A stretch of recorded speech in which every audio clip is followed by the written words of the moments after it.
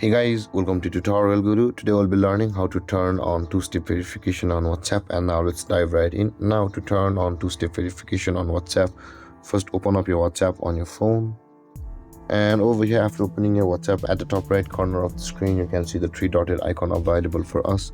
Tap on that three-dotted icon and tap on the settings option available for us just above the switch accounts, and over here you can see the account option available for us. Tap on account, and over here you can see the two-step verification option available for us just above the change number.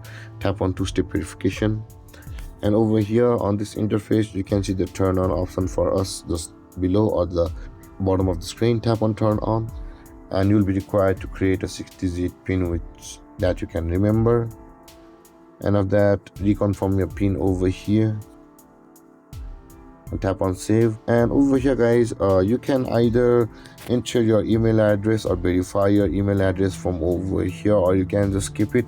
But if you forget your pin number, it will be hard for you to recover your account if you forget your verification code from over here or a two-step verification code from over here.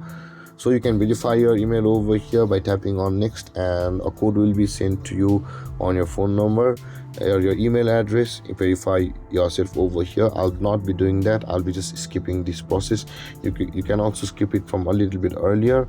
And with that being done guys, after skipping that verification with the email, your two-step verification will be turned on either ways. And with that being done guys, this is how to turn on your two-step verification. And if you have any confusions or questions regarding the topic, feel free to comment in the comment section below, and don't forget to like, subscribe and hit that bell icon for more videos. Thank you for watching guys. Peace.